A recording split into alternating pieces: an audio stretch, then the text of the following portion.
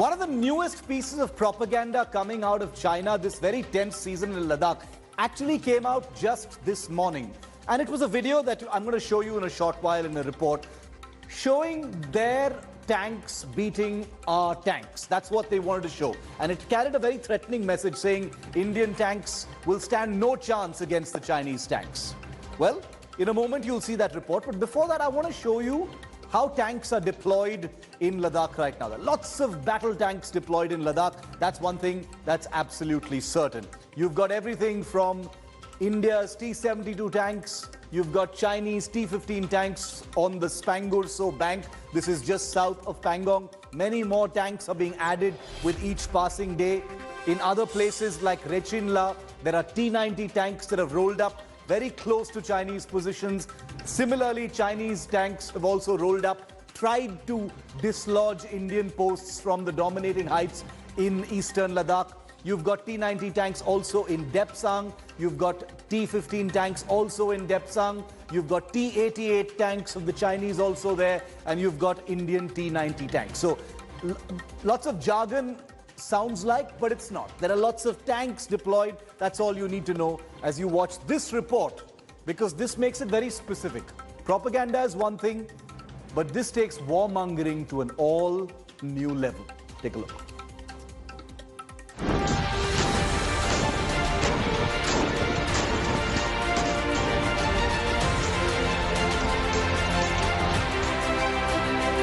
Right before Corps Commander level talks, this latest piece of warmongering propaganda from China, designed to heighten temperature in typical Xi Jinping style.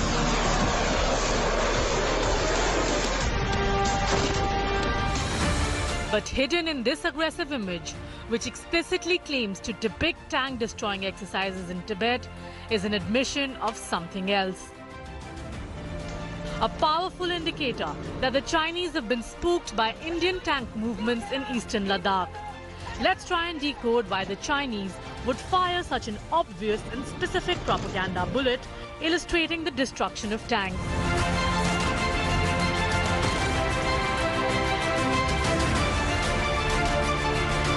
The immediate trigger for this propaganda assault appears to be the fact that Chinese tank units are fully in Indian sights following the Indian Army's preemptive actions on August 29.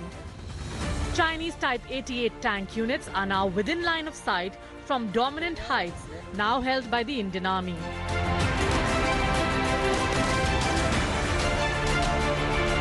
That's not all. Chinese tanks, which had rumbled close to the heights held by the Indian Army, had to hold position for another reason. Assume that this is the south bank of the Pangong So. Behind me, you can see the beautiful Pangong So Lake. And also behind me are the locations where the Indian forces have occupied some strategic heights. Now, as a result of this action by the Indian forces, tanks on both sides have come very close to each other. Now, the red line you see is the line of actual control.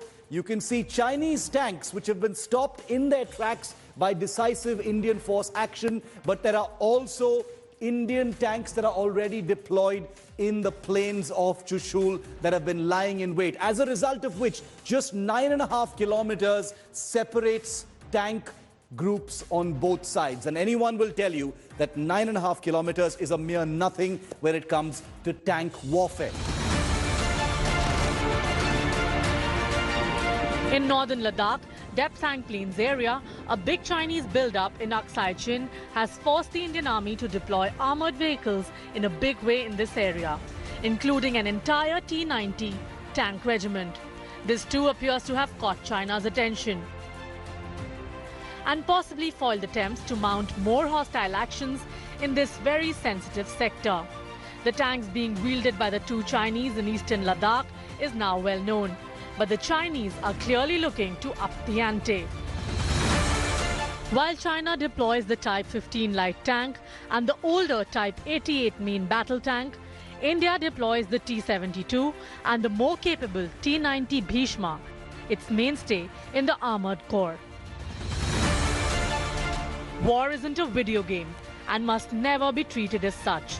Having said that, all of these tanks are capable and warfare between them while a remote possibility still sits on a razor's edge. As the two sides await the next talks engagement between military commanders.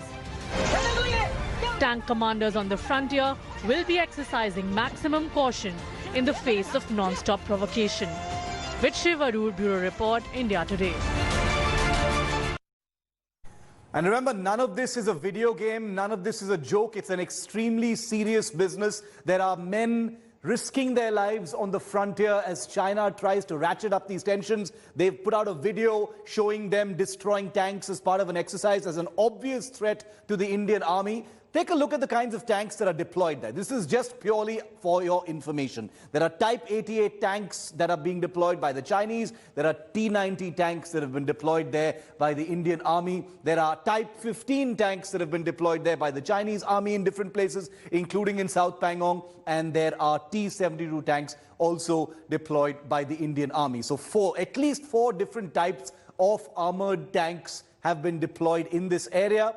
And the provocations are at fever pitch by the Chinese. I want to go across now to Colonel Rohit Dev, who is a mechanized infantry veteran from the Indian Army. We also have Sushant Sareen with us. He's one of India's best-known strategic affairs commentators. Welcome to you both, gentlemen. In a short moment from now, we'll be joined by more experts.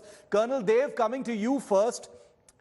You saw the video that the Chinese had put out today. It's only the very latest in what is seen as a, very visible heightening of propaganda virulence from the Chinese side through Global Times and through others since August the 29th. Today they had videos of their, systems destroying tanks, and it actually had a clear warning within it. This is what will happen to Indian tanks. Are they spooked by the Indian armor? What's going on? Shiv, somebody can masquerade to be whatever they want to, but the moot point is this masquerading will not help the Chinese cause. The terrain affords a pitched and tank versus tank battle or mechanized forces battle on the Tibetan plateau. And that is what the Chinese are spooked, because the domination of the ground and the tank runs is currently with the Indian side. And the Indian side, since June end, has very cautiously deployed enough quantum of mechanized forces in these areas. And when you see the weapon effectiveness index of what we have and what China has, it may have numbers. I'm not denying that.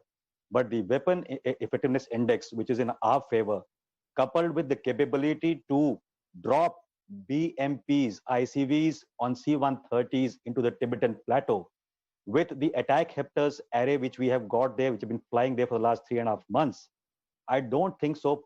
China has got a chance in these limited corridors to have a design of ingress, because on this side of the LAC between India and... Okay, we'll re-establish that link with Colonel Rohit Dev in a moment. But I also want to welcome onto our coverage Ainar Tangent. He's a political commentator from Beijing, and Lieutenant General B.S. Jaswal, who's a former Northern Army commander. Before I go to my other guests, here are some questions that I wish to ask here on the Newstrack this evening. Let's cycle through the 5 big questions that we're asking this evening on Newstrack. Question number 1, why this spike in this virulent Chinese propaganda? They're saying Indian troops are worthless, Indian tanks will be destroyed. It's become very, very, ugly, vulgar, very, very specific. There's no respect in this propaganda. Number 2, why the spike in this bile right before the corps commander level talks? 2 minister level talks have happened just now. The corps commanders are going to be talking. Both sides have agreed. So why this virulence? Question 3, is this the usual Chinese mind games, or is there something else afoot? We've seen mind games like this before, but is it only that and nothing else, or is there something else? Question number 4, is this Chinese rhetoric a sign of frustration? Frustration born from the Indian Army's actions since August the 29th to take some dominant positions in eastern Ladakh. And finally, question number 5, is China couching its true designs with these mind games? Because one wonders, we've always seen propaganda from China. There's always warmongering, there's always virulence, but there is something ugly that has happened in the Chinese propaganda in just the last 2 weeks, and one is wondering what that is really about. Ainar Tangent, I'd like to put that question to you. you know, one cannot differentiate at this time between the Chinese government and Global Times. It is state-affiliated media. And right on the threshold of another round of corps commander level talks, for the Chinese government to have its attack dog say Indian troops cannot survive at high altitudes, you know, Indian tanks will be destroyed by Chinese tanks. What's going on? I mean, this is bad even by Chinese playbook standards. Well, the Global Times tends to be on the more conservative side of the Chinese government. They're expressing a lot of kind of the same kind of jingoistic rhetoric that is often portrayed in Indian television and media. But not state-controlled media. I disagree with it. I don't think that it is very productive on either side. So if it would be much better if both sides would ratchet down the vitriolic jingoism, as I said, and just let the process work. No, but there is a huge difference, Einar Tanjan. You talk about ratcheting down on both sides. You saying there is a difference. There is a difference because Global Times is only one example, but it is state-affiliated media. State-affiliated media in India is not doing that. Give me another example. You say there are more than one. Which one? Did you see this on CGTN? Did you see this on CCTV? No, you saw it in one newspaper. That doesn't blunt what I'm saying. It's still state-affiliated media. One example is enough. You're saying, because you said initially that there were others. So if you can't name them, then that's not true. We have to go back to this issue. That for every one, I'm sorry, you can't escape that by. I will bring you more examples, but the fact is, Global Times happens to be state-affiliated media. Both the news agency itself, as well as its editor-in-chief, in his personal capacity, have been tweeting ugly, virulent things about the Indian military and the Indian government. So has the Indian press. That's the Indian free press. That's not state-affiliated press. Free press. There's a huge difference. There's a difference between. There's a huge difference. If you're working for a Chinese newspaper and you feel that you've been antagonized by, quote, the Indian free press, unquote, it's not right for you to express your opinion. Einar Tanjan, are you suggesting that Global Times can say something if it is not permitted to do so by the Chinese government? That's ludicrous. Even you know that. Well, you can say that, but I'm just telling you that they represent the far right side of the Chinese government. If you think that there's no sides to the Chinese government. There's one side. It's the Chinese government. Speaks with one voice. I think, well, then you should be able to supply me. Why isn't this on CGTN? Why isn't this on the other newspapers? Why isn't it? Is it on the Newswire? Precisely because China likes to play these mind games with different kinds of different kinds of voices, because this is the same government this is the same kind of government that's also, talking at the ministerial level. There are corps commander level talks going on. This is the same country that sends out signals saying, let's try and scale back the tensions right now, and at the same time trying to dislodge Indian posts. So, I mean, let's not mistake one thing for the other here. Well, let's not mistake one thing for the other is correct. Now, the amount of vitriol that it is spewed almost on a daily basis from almost all the press entities within India makes it wonder how they can be saying the same thing at the same time. Okay, so you're not going to agree with my point. You're making a false equivalence, but I'll leave it there for the moment. Because you're not speaking sincerely.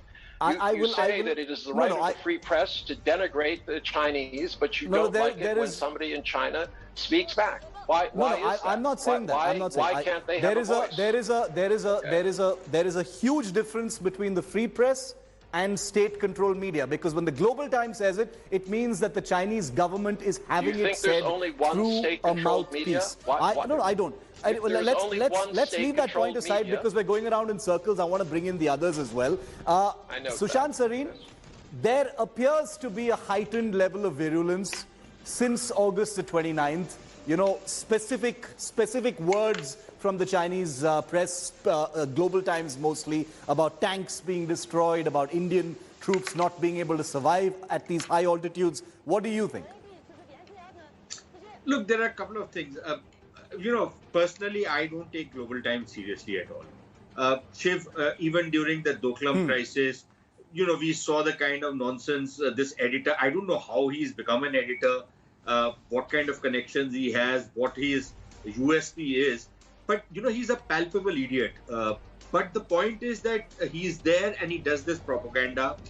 He says the most ridiculous things, and he also churns out, or his paper or his institution churns out blatantly racist stuff. You remember that one video which they churned out with a Sikh, and then, they were trying to lampoon a Sikh out there, and, okay, good, a Sikh represents India, and the Chinese are actually quite scared of the Sikhs because of what the Sikh troops did when, the Brits were occupying parts of China.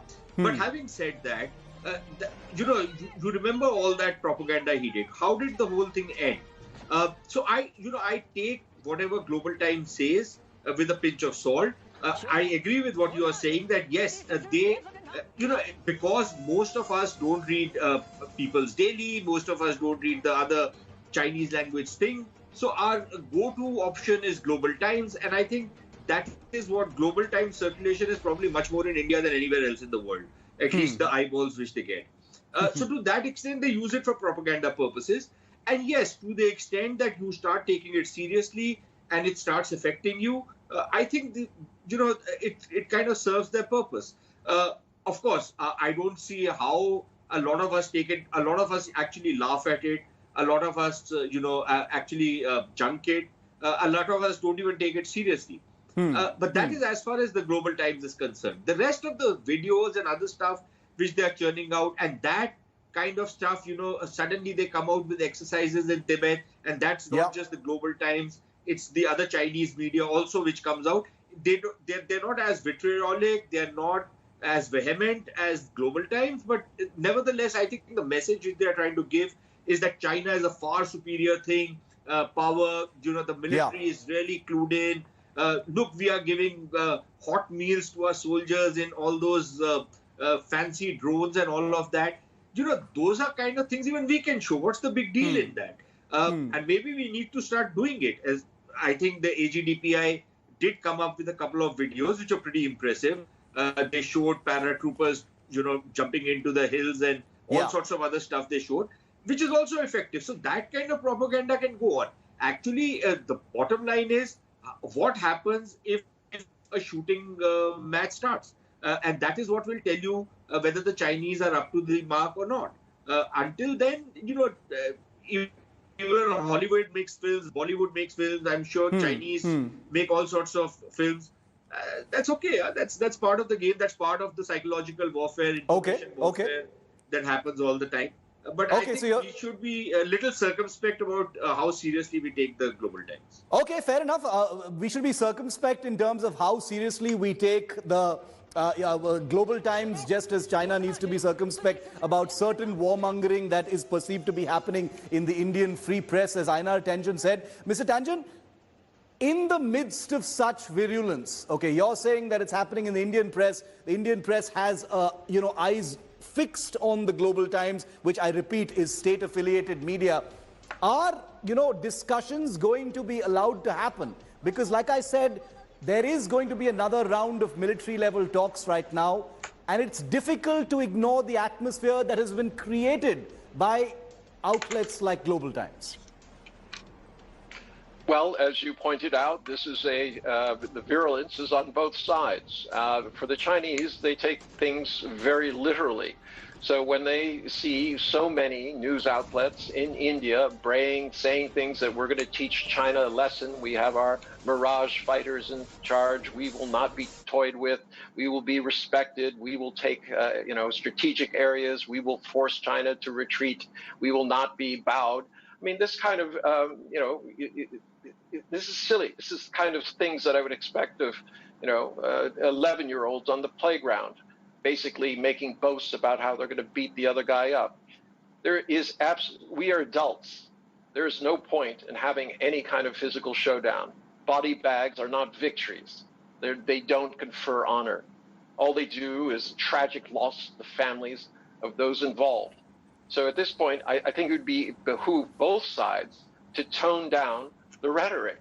I mean, the Global Times was reacting to some sort of made-up movie showing Modi shooting down Chinese apps with with guns, as if this was somehow thing. I have a full report on that take coming that very up. seriously. But I'm just saying that this type of thing is taken very, very seriously. Remember, for the Chinese, there's a difference in culture. They take news media very seriously, even though it's not meant to be. So when you say, well, China should understand us, well, you should understand China. That is part of the problem. There's two neighbors who have a massive cultural gap between them. And it behooves both to learn about each other. Not only India about China, but China about India. Since you mentioned, Einar Tangent, since you mentioned the So Sorry episode that ran here on India Today that appears to have infuriated, well, certainly the people at Global Times, but whoever else, I want to play out a report for you because there are so many hypocrisies intertwined in what the Global Times has had to say. We couldn't resist putting out this reply. Take a look at this report. This is the episode that has them fuming, and here's everything you need to know about it.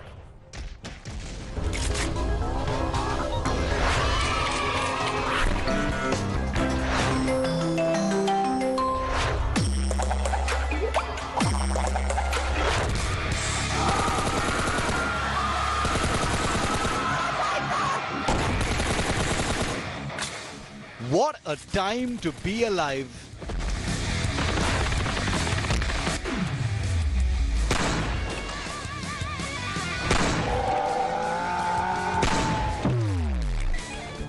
So Sorry, India Today's wildly popular political cartoon series, has hurt the Chinese establishment. So dear Global Times, or should we say Chinese government? Wait, it's the same thing. Well, here's our reply. First, welcome to the world of satire. We can empathize though. It's banned on your side of the fence. But if you stay tuned to So Sorry, we promise you'll pick up excellent alien nuggets about weird things like caricature, humor, maybe even democracy. Second, funny you should mention national sentiments. Because Modi ji's assault on those Chinese apps is actually modeled on PUBG, a game that you guys own and India has just banned. So, oops, was that an admission, Global Times?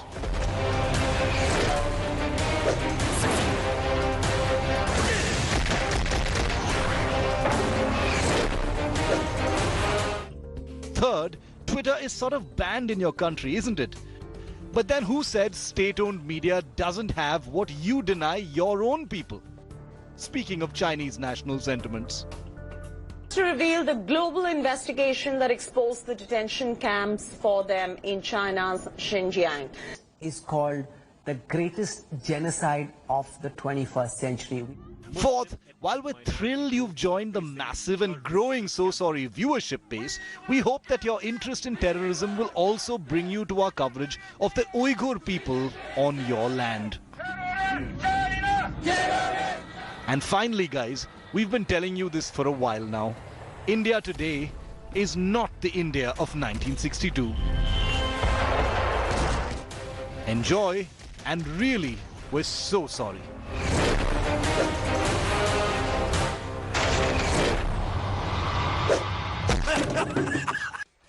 Okay, so a bit of satire on India's award-winning So Sorry series, irking persons in China, including certainly the editor-in-chief of the Global Times. Sushant, you wanted to say something. You were raising your hand. Go ahead. Look, I think, as far as satire goes, So Sorry takes digs at Indian politicians, including the Prime Minister and the Home Minister and everybody else. Now, the Chinese can't handle political humor, satire. That's their problem, number one. Number two, I think the Chinese system, the Chinese rulers are so insecure. Do you know Winnie the Pooh is banned in China? You can't have Winnie the Pooh cartoons because apparently there is some resemblance between the Chinese president and Winnie the Pooh.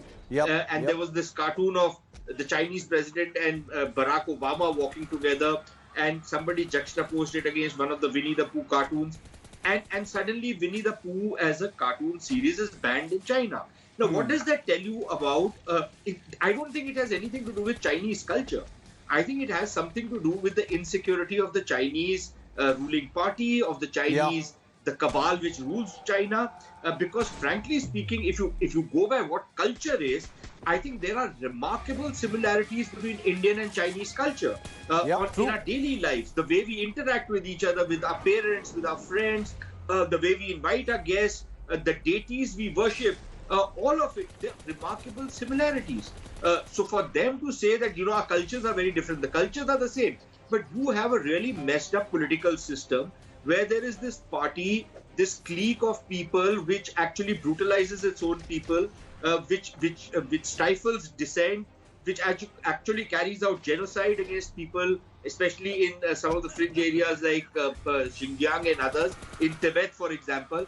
And then they say that, look, don't say anything because, you don't understand us. Great point, frankly speaking, we will not understand you if you are going to be doing what you are doing. If you have this bunch of people who are ruling over you and who carry out these kind of massacres, and suddenly you have this great man, the great helmsman Mao, who killed, how many people did he kill? Some millions of people. Let's get Einar Tangent to respond to that. Einar Tangent, this is not about Chinese culture. I mean, that's an easy sort of defense. This is about the insecurity of the Chinese leadership. Don't put this on the Chinese people and Chinese culture. It is about the leadership and the government. Well, quite frankly, I disagree with you. And, this idea that somehow disrespecting the Chinese people is good for relations, you can have that opinion. I don't think it works. Now, I remember when Modi was going to China, and there was a number of shows, including yours, that was talking about they must respect India. They must respect Modi. He's our leader. We will not stand for any disrespect. And all I see at this point is respect of Chinese culture, the Chinese leadership.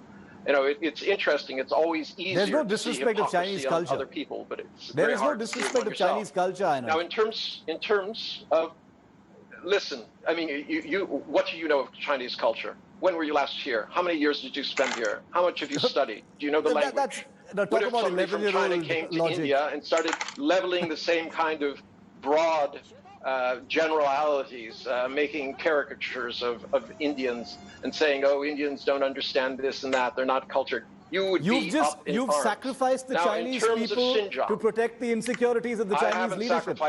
That's 11-year-old logic. If you want to talk about sacrifice, it's ironic. It's ironic that you're talking about that. Kashmir. How many people have died now in you're going to just jump over between the topics. last 3 years? That's jumping topics. You can talk about a lot. I don't know what Xinjiang had to do with the global times. I talked about Chinese culture, and you asked me how many times I've been to China. That shows you're slipping. Okay. Kashmir. This is not a debate about Kashmir. This is not a debate about Kashmir. Let me bring in Lieutenant General. Why are you bringing in Xinjiang? Okay. Why would you do that? Talk about Kashmir. Let's talk about Kashmir. Sushant, respond. Then I want to bring in General Jaswal. He's been waiting very quickly.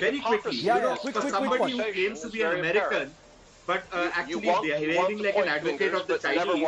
I'm quite surprised. Let's talk about Kashmir. If this guy doesn't know what has happened in Kashmir, what the kind of terrorism. No, I'm asking you, what is happening? How many people have died in the last 3 years? You've had your say, right? You've had your say. You want to talk about Kashmir? Let's talk about Kashmir. And although you claim that you are an American, but you are obviously an advocate for the Chinese. But let's talk. What have your puppets in Pakistan done? You can always make personal attacks on me if you don't want to discuss the issue. It's not a matter of personal attack. If I somebody calls understand you a that. Chinese, you If say you you're don't an have American. something positive to say, Somebody calls you a about Chinese, you your say own you are an point of view, American. attacking And the other somebody calls person. you an One at a American, time. One at a time. you say you're One way Let of Sushant doing it. finish. Einar, I'll come to you. Of the Chinese, right? And when you talk about Kashmir, you're basically doing advocacy of the Chinese. So let's talk about it. What have the Pakistanis done? Do you know how many people have died in Kashmir and how many of them have been killed by the terrorists in Kashmir? Now, if you don't have those figures, I don't think you should talk about Kashmir. You should Okay, talk about okay. Kashmir You should tell because me how many people there. because How almost ma- 70 to how 80% long of the has- casualties in how Kashmir long have been has- carried out by the Since terrorists. 370, We've had a- okay. how many No. people have died? So let me jump in here. Let me jump in here, gentlemen. About Kashmir.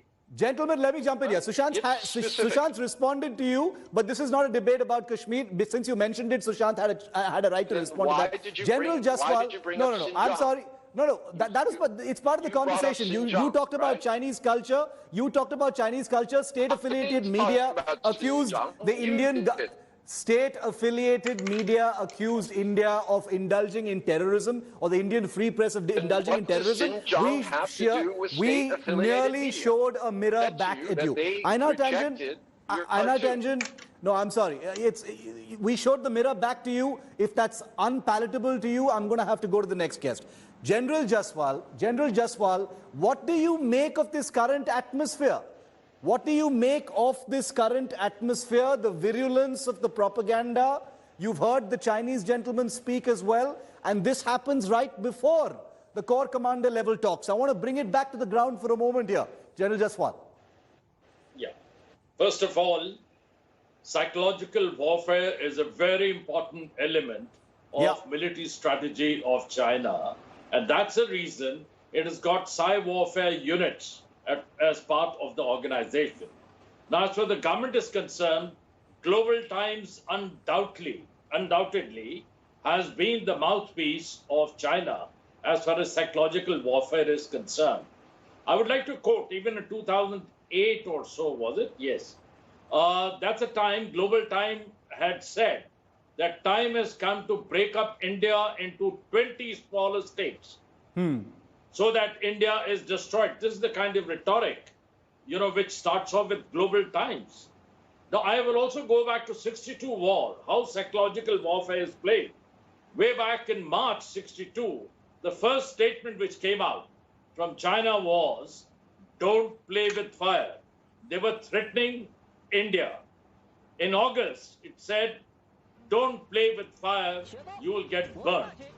Now, all these theatrics which are going on, all these kind of, Bollywood movie types of tank versus tank battle, etc., this is nothing but trying to create a psychological impact on the Indian soldiers. Our Indian soldiers are too well hardened. Secondly, with due respect to Mr. Einar, I just want to say something. Mr. Einar, it is unfair.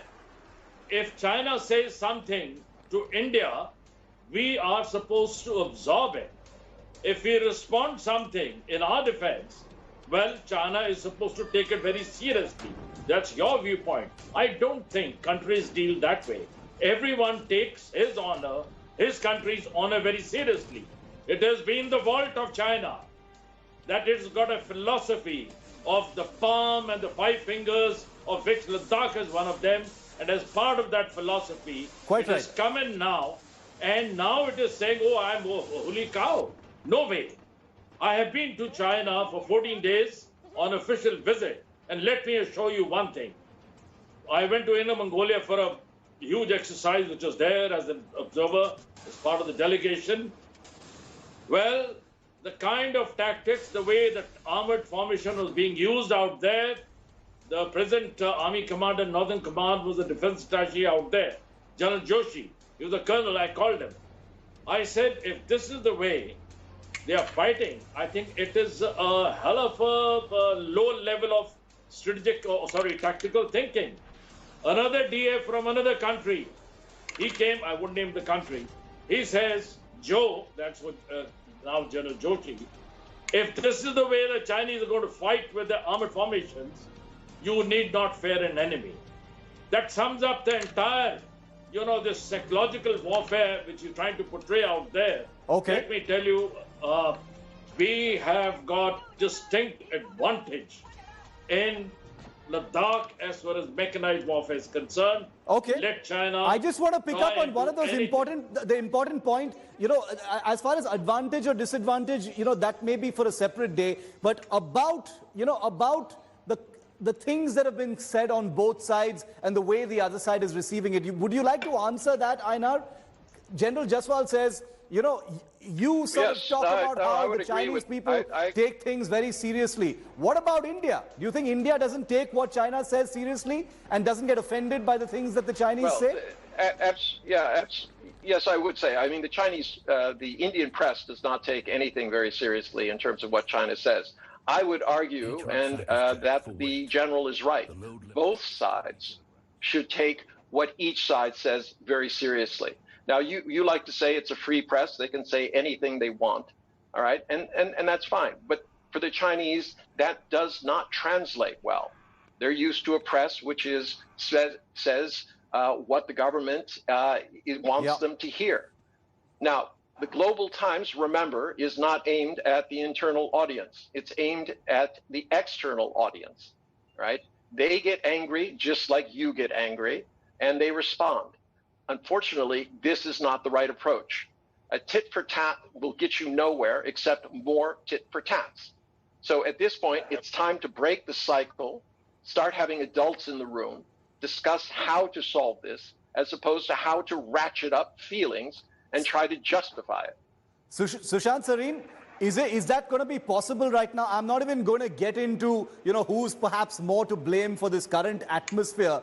You know, given that everything that we've seen happen in Ladakh has been completely at China's initiative. So this whole question about adults in the room is a little far-fetched in my view. But do you think it's going to be possible for quote-unquote adults in the room to talk this out in this current atmosphere? Look, in principle, yes. But let's see what is happening on the ground. Things had supposedly been sorted out when Galwan happened.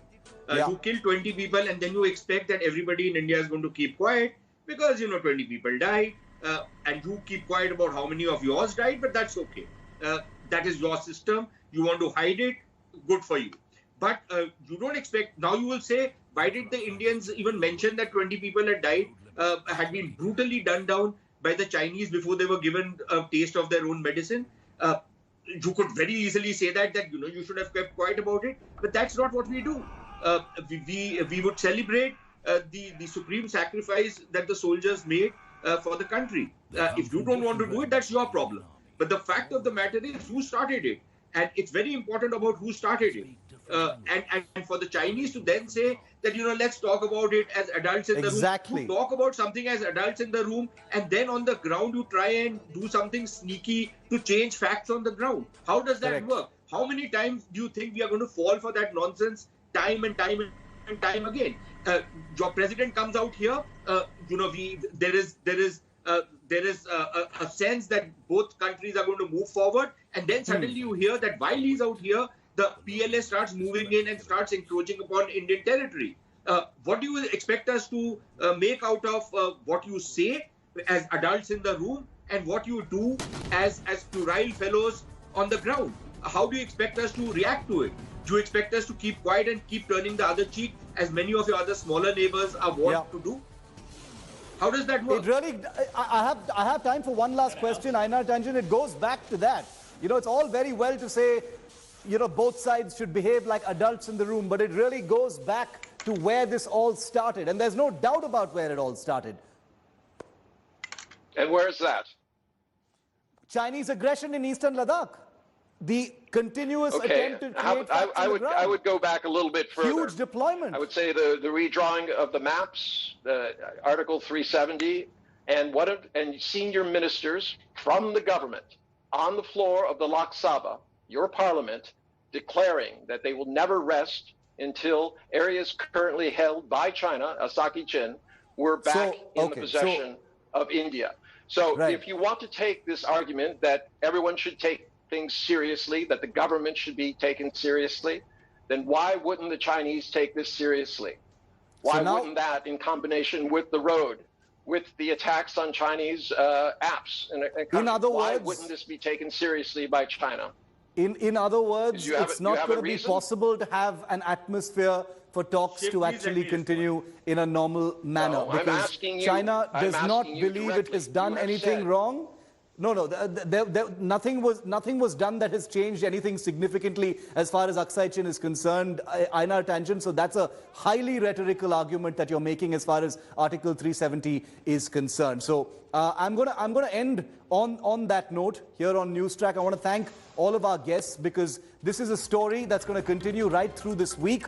The core commanders of both sides will be holding their 6th round of talks later this week, and we'll be keeping very close track.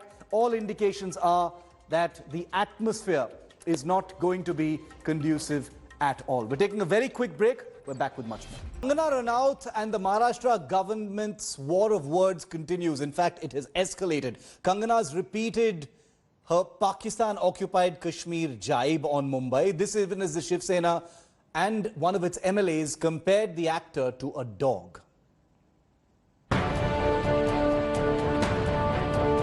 Kangana Ranaut, who has virtually declared war on the Shiv Sena, left Mumbai on Monday morning.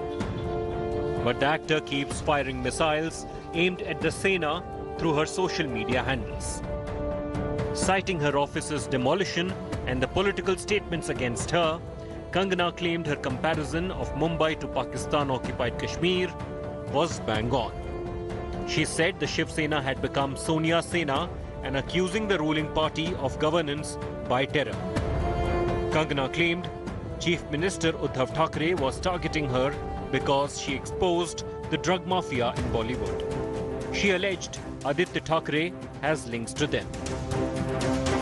The Shiv Sena has by and large gone radio silent, barring tweets by some party leaders. MLA Pratap Sarnaik compared Kangana to a dog and added that those who relied on the actor to abuse the Sena are now embarrassed by her. Sena's ally, the Congress, criticized Kangana for not revealing information on the Bollywood drug mafia she has been tweeting about. Congress leader Sachin Sawant described her last few days in Mumbai as nautanki. Bureau Report, India Today. Well, that's it on Newstrack. Thanks very much for watching. Coming up next, it's News Today with Rajdeep.